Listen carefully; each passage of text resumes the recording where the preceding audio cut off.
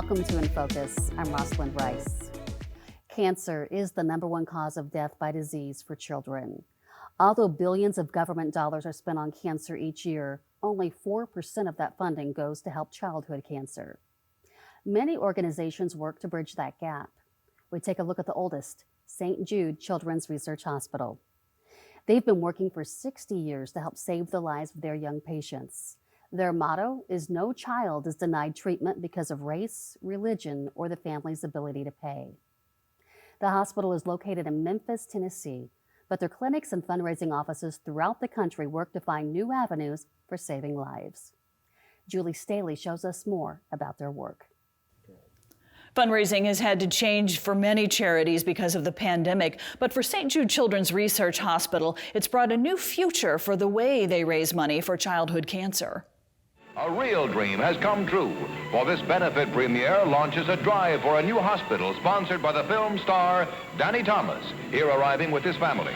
Years ago, Danny vowed he'd build a hospital if he ever became famous. 60 years ago, the dream of fighting childhood cancer became a reality when movie star Danny Thomas started St. Jude Children's Research Hospital and its foundation, ALSAC, the American Lebanese Syrian Associated Charities in Memphis, Tennessee. At that time, childhood cancer had a 20% survival rate. But St. Jude has changed that. Because of their research, overall cancer survival rate is now at 80%. For acute lymphoblastic leukemia, the most common type of childhood cancer, the survival rate has increased from 4% to 94%. Amy Jones is one of those statistics. She was diagnosed with ALL at age 11. Her single mother had nowhere to turn. All these years later, I still vividly remember saying, "Mom, does this mean I'm gonna die?"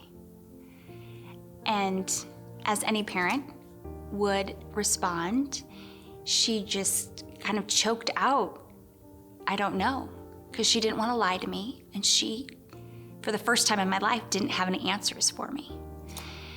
And so my doctor kind of interrupted her and said, "We don't know the future, but we do know that St. Jude Children's Research Hospital is the absolute best place for kids like your daughter, so that's where we're gonna send you." And my mom, being a single parent her whole life, my whole life, said, "I don't know how I'm gonna afford it." And immediately my doctor said, "It's St. Jude, you don't have to." And I will never forget the look on my mom's face as you could almost see the weight kind of lift off of her shoulders. She kind of fell back against the wall and slumped down and just started to sob. And it was in that moment that I realized, okay, this is something different. Like St. Jude's gonna be a different place. Amy's treatments helped her get back to a normal life as a teenager. But it wasn't for long. At age 15, the cancer returned. What I didn't realize is because it was a relapse protocol, things were gonna be stronger. My medication made me 5 times sicker. I was in the hospital way more and just had some pretty serious, significant days, some touch and go moments. But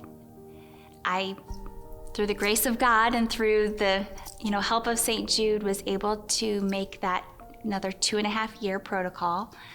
And I was able to go through my high school graduation, and about 2 weeks later, I had my last chemotherapy.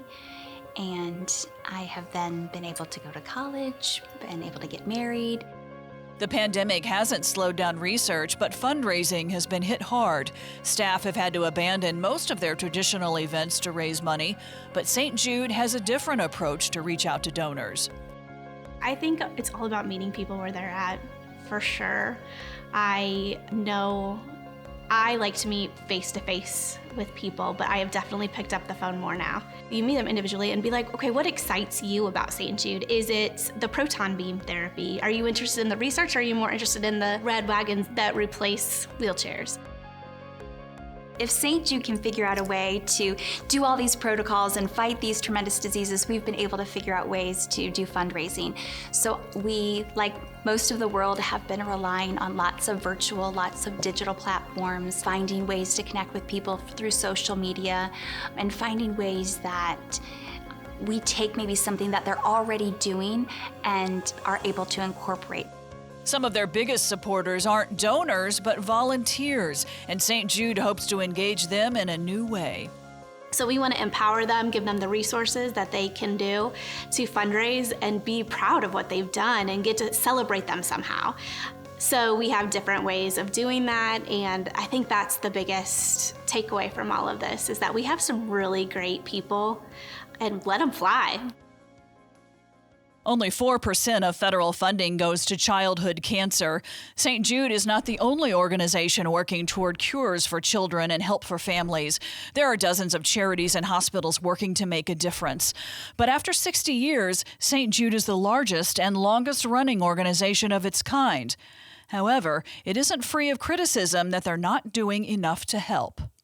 You do. I mean, there's always cynics, or there's always people who say, like, they may pay for this, but they can't pay for all of that. And I think just to be able to continually share my testimony, to continually share my story, and, for every patient who's able to speak to just what St. Jude has done for their life. And I think also for the families of patients who didn't win their battle, who still come back and say, no, we may not have had the outcome we wanted, but St. Jude still gave us time. And I think when you listen to the stories and realize that they're genuine and that they're so life-changing, you realize, okay, well, that part is true. And then I think what makes it so powerful is the fact that, I didn't have to worry about anything else. I was able to just focus on getting better. My mom was just able to focus on me.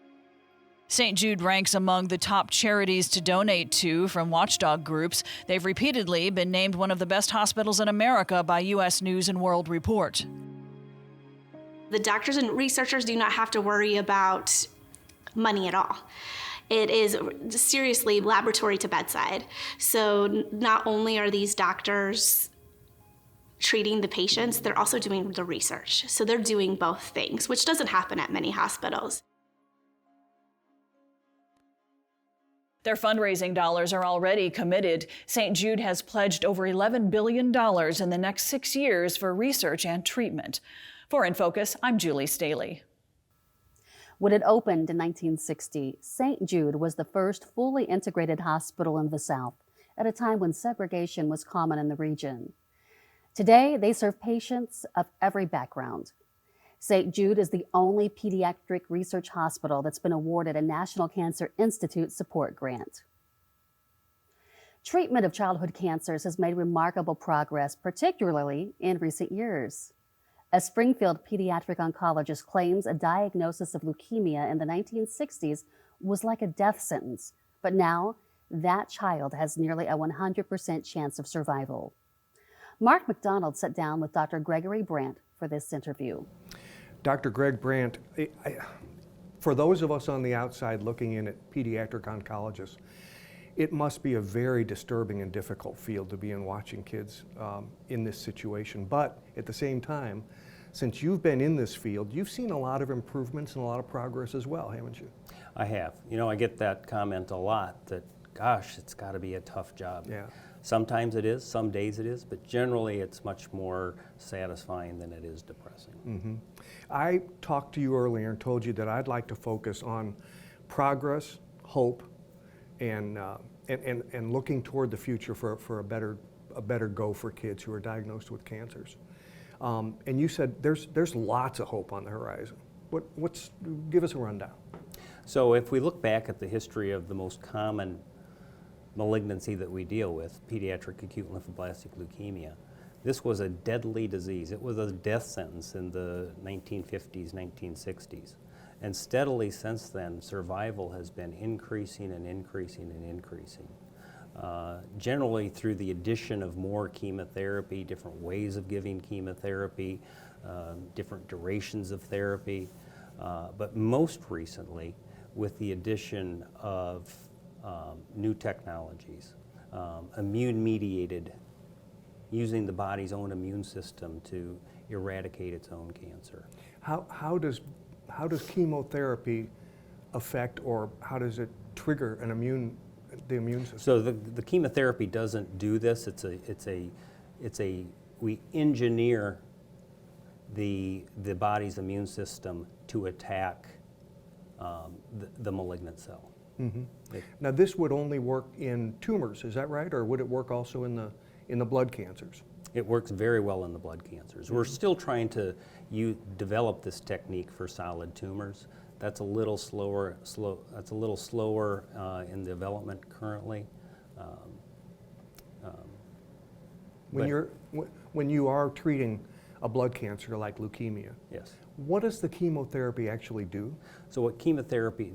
These cancer cells are rapidly dividing, and what the chemotherapy does is trick those cells into taking up them as byproducts for making the structures that cells need to live. And then by tricking those cells into taking them in, it's like a time bomb. And so there's side effects with chemotherapy. Sometimes normal cells take up these bombs that we put in there. But generally it's the faster dividing chemotherapy or leukemia cells that are damaged more so than regular cells. You mentioned the fact that you've been able to, you in the field, have been able to declare victory in some cases. Yes. Tell me about the victory. So there's a subset of leukemia patients that we have been able to define based upon their age, their white count, and how well they respond to upfront therapy. And we've demonstrated by treating a number of these patients that they are going to do well. They are going to survive with a minimal amount of chemotherapy without fear of relapsing. You mentioned the age. What is the age? Is there a magic age where kids are more tolerant, or where chemotherapy is more successful? So what we consider a standard risk or average risk leukemia patient is between 1 and 10 years of age. Anything outside of that, they fall into higher risk categories. So let's say you're referred a patient who's between 1 and 10, diagnosed with leukemia. What is our hope? What is our percentage of success going forward with that patient? So the standard risk population currently has a survival of between 90-95%, depending upon other parameters. And has that improved recently? It's improved steadily from 1960 on. As I said, in 1960 they all died, and now, like I said, there's a group that's 100% survival. The largest group probably has a 90-95% Wow, survival. that's terrific. That's got to really feel good, doesn't it, when you know that you're working with that? It feels really good. And even better than that, those few that do recur, we now have treatments for them that don't involve continued chemotherapy, continued pounding, and that's the immunotherapies that are discussing. Yeah, that's wonderful. It's our hope that we can move those into more frontline in the future, but that's going to take some doing. Doctor, thank you. Thank you. Dr. Brandt says new technology, including using the body's own immune system to fight the cancer, has him and others in the field feeling very optimistic about the future. Numerous organizations have a mission of helping children and their families fight cancer. 10 years ago this month, an 11-year-old boy named Austin Wade from Carterville lost his battle with cancer after a year and a half. His mother decided to have his spirit live on by creating the Austin Wade Foundation. Benji Jeffords has her story. When Austin Wade was 9, his mother noticed changes in his handwriting and balance. In 5th grade, his teachers started noticing changes in his academics and physical abilities, suggesting he see a neurologist. Immediately after a CT scan, Austin was diagnosed with a glioneuronal tumor. It's a cross between 2 stage 4 cancers. One invades the brain, the other travels down the spinal cord. 10 years ago, Austin Wade lost his battle with brain cancer when he was 11 years old. Austin's mother, Denise Derricks, started the Austin Wade Foundation to honor his desire to help others in need. Very giving, loving. He was friends with everybody. If you asked him to name who his best friends were, he'd say, I don't have one best friend, everybody's my friend. He was always helpful, always giving. Everybody loved him. There was just there was no enemies for him. He was the kind of boy that would just do anything for anybody. The foundation assists Southern Illinois families that have a child battling cancer. Each family receives $2,000 to use however they see fit, because there are many expenses involved caring for a child battling cancer. For gas money, having to stay in hotels, not to mention regular expenses that come with battling cancer, medications, co-payments, regular bills that don't stop just because you're staying in the hospital with your child, all have to still be covered. So we decided that would be a great way to honor his memory. The foundation holds a golf scramble every year as a fundraiser to help Southern Illinois families with kids battling cancer. 83 families have received help from the Austin Wade Foundation. Derek says no one fights alone. When I get an application, it's very bittersweet. It's very hard to read, but I'm glad we can help. So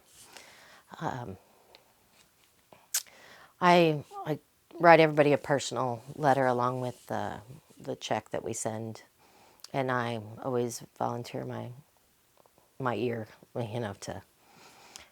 to listen and let them know that there's somebody there that knows what they're going through. Derek says they try to have a special guest every year at the golf scramble. We usually try to get one of our recipients from the year before or from one of our past years to come and hit the first ball, just to show everybody that, their money goes to a good cause, and that we really do help people, and they can see who they help, and that way it kind of makes everybody feel good on what they're doing and what they're spending their hard-earned money on. Derek says her experience and the foundation help others who are going through difficult situations like she did. It's not always an easy thing to do, but it's what I think is needed. And I would have loved to have that, just to talk to somebody whenever I was going through it, that somebody that knew what it was, how it felt, what was going on. I had lots of support, don't get me wrong, but it would have been nice to talk to somebody that knew how I was feeling at the time and could have helped guide me through it better than what, just kind of going through it blindly. For InFocus, I'm Benji Jeffords. A cancer diagnosis is devastating at any age. And when it's your child, as a parent, you're left feeling helpless and at times alone. Organizations like St. Jude help not just with the physical and biological effects of the disease and its treatment, they also help form a support system, one that keeps patients and caregivers in the battle. Abby Asher has the story. Okay, so I had Christopher whenever I turned 15. I was in 8th grade going into 9th. I had a healthy pregnancy. I had a full-term pregnancy. He was a healthy baby when he was born. They didn't find anything wrong with him. And it wasn't until he was about 9 to 10 months old when we thought maybe something was amiss. Christopher wasn't gaining weight like other babies his age, and he was missing milestones. Doctors put him on a special diet that included steroids, but he didn't respond well to it. With no other diagnosis, Jackie and the doctors decided to stop the special diet, thinking Christopher would just be on the small side. Things were fine, she says, until he was almost 4. Then Christopher got sick, really sick. In the local hospital, she received heartbreaking news. They asked if we had ever been told anything was weird about his lab work before, and I'm like, no, it's always been normal. So they went ahead and reran it, and they came back in again and said that something was wrong again and told us that they thought he had leukemia. That began a whirlwind of doctor's visits, specialists, and more. Jackie and Christopher found themselves at St. Jude Children's Research Hospital in Memphis. Christopher's diagnosis now included Fanconi anemia, a bone marrow disorder. After taking part in a drug trial, lab results showed Christopher needed a bone marrow transplant as soon as possible. We talked it over as a family, and we went back to St. Jude. Ended up having to be separated from our whole family because it was in 2020 when COVID was a big deal. So we didn't get to take our family. It was just me and him. And that's when he went in for treatment for a bone marrow transplant. Jackie still holds on to guilt about decisions made when her son was so sick. The metformin he was on was later linked to cancer risk, and she worries this made his condition worse. For now, she says they just have to wait and see if the transplant will work. His counts are safe right now. As of right now, he's not having to have any more of the infusions, like the blood, the platelets, any of that. And right after transplant, he was getting them back to back to back. His body really fought the donor cells a lot. But now, as far as healing goes, I mean, I feel like he's thriving. He's so much taller than what any Fanconi patients really are, because most Fanconi patients are actually dwarfs as well. And so, like, I don't know, like, his hair's grown back. His skin isn't all, like with sores all on it. He was on 40 different medications. As of today, he takes 0. So, yeah, like, it's really comforting compared to where we was 2 years ago. I have high hopes. On top of the physical issues, side effects of the chemotherapy and what the cancer was doing to his body, Christopher and Jackie struggled emotionally too. He didn't understand why he couldn't be in school with where his brothers and sisters was, or why he couldn't see his friends, or why his family couldn't come up there, because before transplant, we had been at St. Jude family for years, and our family was always welcome, So with COVID being there, because usually with transplant, your family gets to go up there and they pay, they put you in an apartment and everything at Target House, like you don't have to worry about anything. And so I think just being alone, because I guess maybe he didn't really know how he was supposed to feel. So that was kind of hard for him. And coming back home and getting readjusted to home life was a really big deal for him too. He actually sees his therapist when we go to St. Jude, and they talk about it, and it's helping now. He's getting a lot better. But it was really emotional for him, which made it really emotional for us too, because you want to help and you really can't. In addition to therapy options through St. Jude, Jackie found support among the other moms and caregivers while Christopher was in the hospital. She says it became a second family, people to lean on in her toughest times. Whenever we knew the kids, like, they had their medications for the night, and because, they had them hooked up to morphine and Ativan drips 24 hours a day, so once we knew they was out for the night, me and the other moms, we would go outside, and they had these, bicycles that you could ride on the campus, so we would literally just ride our bicycles from, 11 at night until, 12:31 in the morning, because we knew that's when they was going to be asleep for the longest, and we would kind of just talk about each other's kids and where they was in their treatments, and, finding the silver lining and everything, saying God's got a plan, God's given, this is going to be his story, Jackie learned a lot through the process. Things she wished she'd known sooner, and things she wished she never had to know, but she tries to stay positive. Cancer has a lot of ugly sides to it, but there's also so many beautiful things that happen whenever you go through that process. First off, our faith, definitely. There's something about being down at the rock bottom. There's nowhere else to go but up, So holding on to that literally has drawn us so much, and even me and him have become so much closer because we went through it together. And then more good things has come out of it. We have met so many awesome little warriors, we still talk to them all the time, and we have more people that love us, and we have more people to love. We have more people that understand what we went through. So that's good that's came out of it. Some more good that's came out of it is it's given him longer. It's given the doctors longer to find a cure, That's definitely a good thing that's came out of it. Christopher and Jackie spent a year at St. Jude, from his bone marrow transplant through treatments and therapies that followed. She says the adjustment back to normal life is still difficult, but she's thankful for the opportunity. His new normal is being poked and prodded with needles and getting all of his baby vaccines all over again, and trying to stay away from literally anything that could cause him to get sick, and not even just COVID, but the flu, mumps, measles, chicken pox, whooping cough, everything like that. So he pretty much lives in a bubble. anymore, but he's starting to get to do a little bit more as time goes by, so.